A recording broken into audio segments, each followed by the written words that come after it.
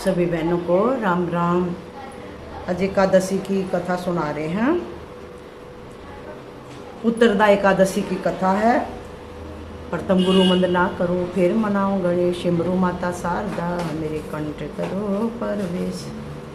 उत्तरदा एकादशी। युधिष्ठिर ने पूछा, मधुसूदन, सावन के शुक्ल पक्ष में किस नाम की एकादशी होती है? कृपा मेरे सामने उसका वर्णन कीजिए। भगवान श्री कृष्ण बोले, राजन, प्राचीन काल की बात है। द्वापर युग के प्रारंभ का समय था।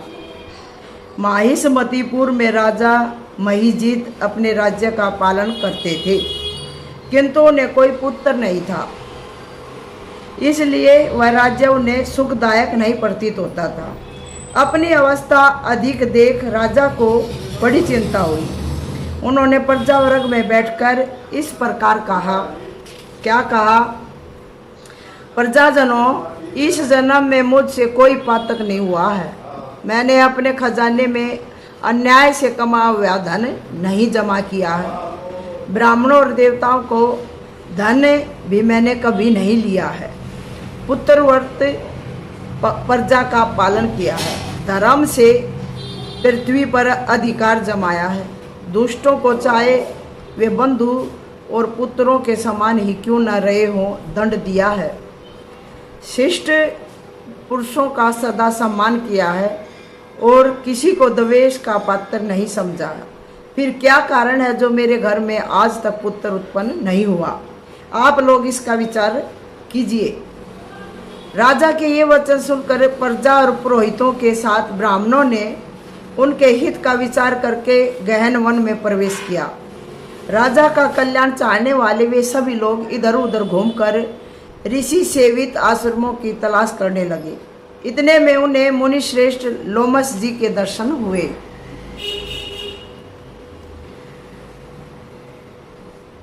लोमस जी धर्म के तत्वज्ञ, संपूर्ण शास्त्रों के वशिष्ठ विद्वान, दीर्घायु और महात्मा हैं। उनका शरीर लोम से भरा रहता है। वे ब्रह्मा जी के समान तेजस्वी हैं।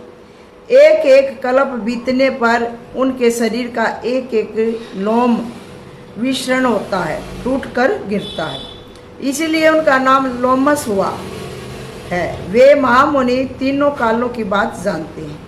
उन्हें देखकर सब लोगों को बड़ा हर्ष हुआ। लोगों को अपने निकट आया देख लोमस जी ने पूछा, तुम सब लोग किस लिए यहाँ आए हो? अपने आगमन का कारण बताओ। तुम लोगों के लिए जो हितकर कार्य होगा उसे मैं अवश्य करूंगा। प्रजाजनों ने कहा, ब्राह्मण, इस समय महिजीत नाम वाले जो राजा हैं उन्हें कोई पुत्र नहीं है। हम लोग उन्हीं की प्रजा हैं जिनका उन्होंने पुत्र की भांति पालन किया है। उन्हें पुत्रहीन देख उनके दुख से दुखित हो हम तपस्या करने का दृढ़ निश्चय करके यहाँ आए हैं आपके पास। महापुरुषों के दर्शन से ही मनुष्य के सब कार्य सिद्ध हो जाते हैं। मुने, अब हमें उस उपाय का उपदेश कीजिए जिससे राजा को पुत्र की प्राप्ति हो। उनकी बात सुनकर महर्षि लोमस 2 घड़ी के लिए ध्यान मग्न हो गए। तत्पश्चात राजा के प्राचीन जन्म का वृत्तांत जानकर उन्होंने कहा, प्रजावृंद सुनो। राजा महिजीत पूर्व जन्म में मनुष्यों को चूसने वाला धनहीन वैश्य था। पिछले जन्म का बताया है। जो राजा बनया है, किसी अच्छे कर्म से तो राजा बन गया, लेकिन पिछले जन्म में खून चूसने वाला था। वो सभी जनों का खून चूसने वाला एक बनिया था। वह वैश्य गांव गांव घूमकर व्यापार किया करता था। एक दिन ज्येष्ठ के शुक्ल पक्ष में 10वीं तिथि को जब दोपहर का सूर्य तप रहा था, वह किसी गांव की सीमा में एक जलाशय पर पहुंचा। पानी से भरी हुई बावली देखकर वैश्य ने वहां जल पीने का विचार किया। इतने में वहां अपने बछड़े के साथ एक गो भी आ पहुंची। वह प्यास से व्याकुल और ताप से पीड़ित थी, अतः बावली में जाकर जल पीने लगी। वैश्य ने पानी पीती हुई गाय को हाँक कर दूर हटा दिया और स्वयं पानी पीने लगा। उसी पाप कर्म के कारण राजा इस समय पुत्रहीन हुए। किसी जन्म के पुण्य से इन्हें निष्कंटक राज्य की प्राप्ति हुई है। पिछले जन्म में पानी पीती हुई गाय को हटा दिया था और खुद पानी पीने लगा है, वही पाप उसके सता रहा, जो पुत्रहीन हुआ है वही पाप लगा हुआ।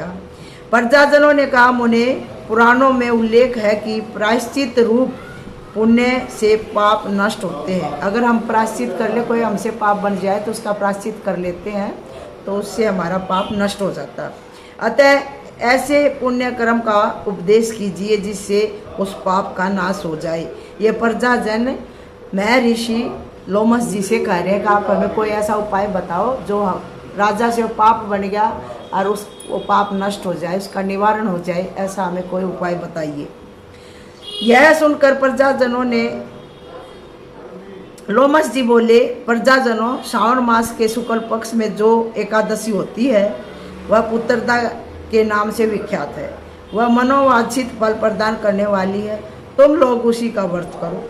यह सुनकर प्रजाजनों ने मुनि को नमस्कार किया और नगर में आकर विधि पूर्वक पुत्रदा एकादशी के व्रत का अनुष्ठान किया। उन्होंने विधि पूर्वक जागरण भी किया और उसका निर्मल पुण्य राजा को अर्पण कर दिया। तत्पश्चात रानी ने गर्भ धारण किया और प्रसव का समय आने पर बलवान पुत्र को जन्म दिया। इसका मातव्य सुनकर मनुष्य पापों से मुक्त हो जाता है तथा यह लोक में सुख पाकर परलोक में स्वर्गीय गति को प्राप्त होता है। बोल श्री कृष्ण भगवान की जय, एकादशी माता की जय। अब हम गीता का एक अध्याय और करेंगे बहनों। एकादशी का पुण्य गीता पढ़ने से बहुत ज़्यादा हो जाता है। आज हम 16वें अध्याय का पाठ करेंगे। 16वां अध्याय का जय। गीता भगवद गीता का 16वां अध्याय।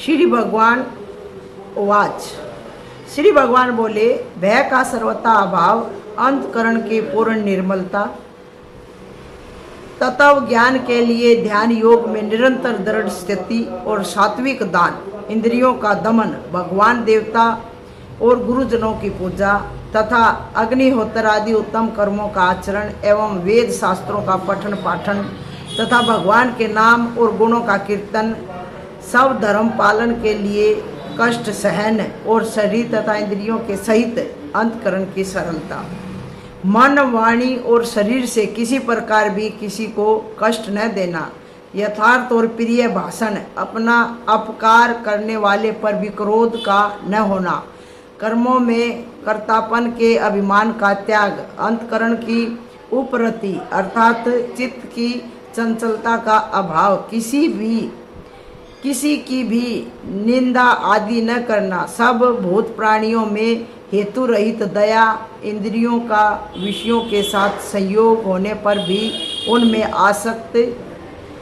आसक्ति का ना होना, कोमलता, लोक और शास्त्र के विरुद्ध आचरण में लज्जा और व्यर्थ चेष्टाओं का अभाव, तेज, क्षमा, धैर्य, भार की शुद्धि एवं किसी में भी शत्रु भाव का ना होना और अपने में पूज्यता के अभिमान का अभाव, ये सब तो हे अर्जुन दैवी संपदा को लेकर उत्पन्न हुए पुरुष के लक्षण हैं।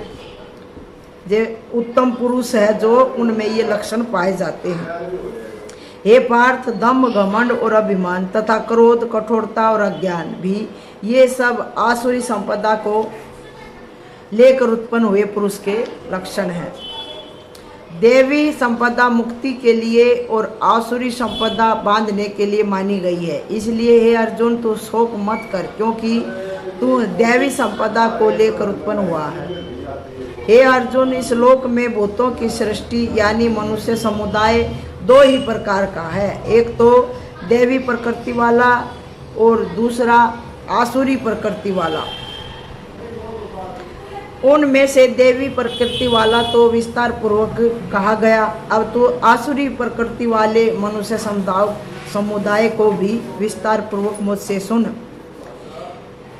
आसुर स्वभाव वाले मनुष्य प्रवृत्ति और निवृत्ति इन दोनों को ही नहीं जानते, इसलिए उनमें न तो बाहर भीतर की शुद्धि है, न श्रेष्ठ आचरण है और न सत्य भाषण ही है।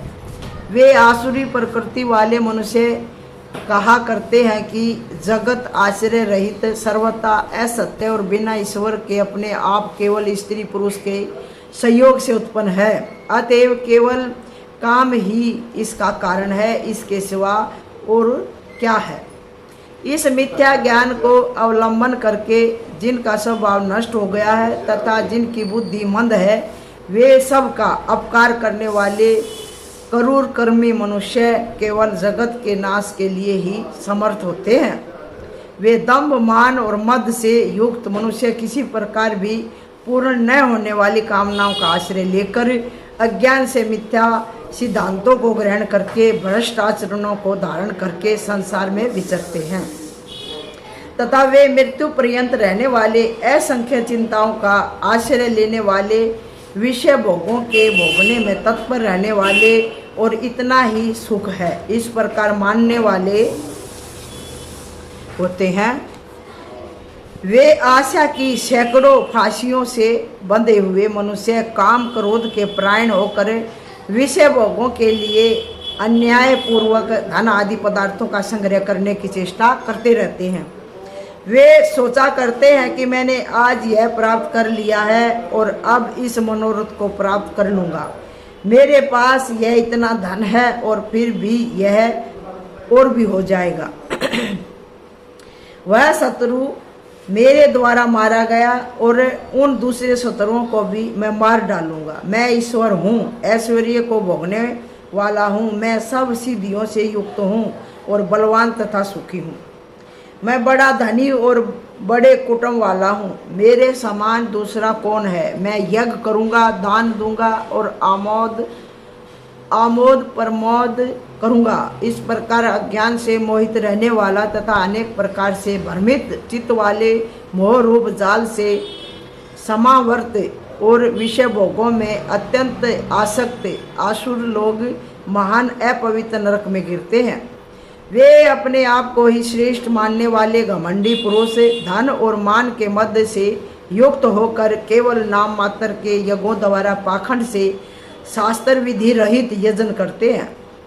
वे अहंकार, बल, घमंड, कामना और क्रोध आदि के प्राण और दूसरों की निंदा करने वाले पुरुष अपने और दूसरों के शरीर में स्थित मुझ अंतर्यामी से द्वेष करने वाले होते हैं।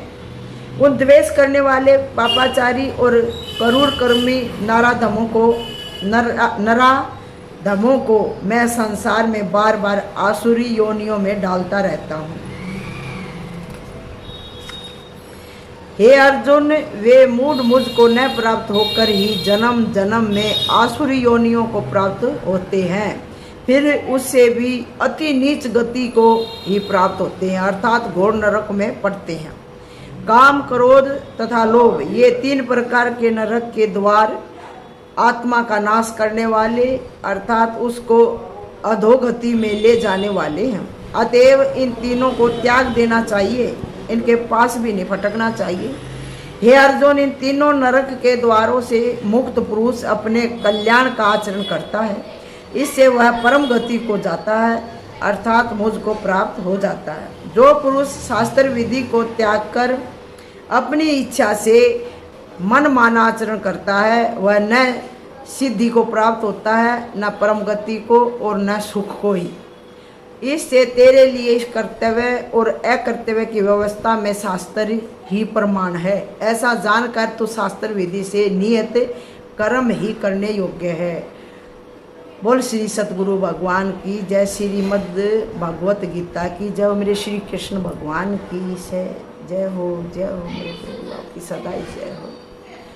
श्री कृष्ण गोविंद हरे मुरारी, हे नाथ नारायण वासुदेवा, हे नाथ नारायण वासुदेवा, हे नाथ नारायण वासुदेवा।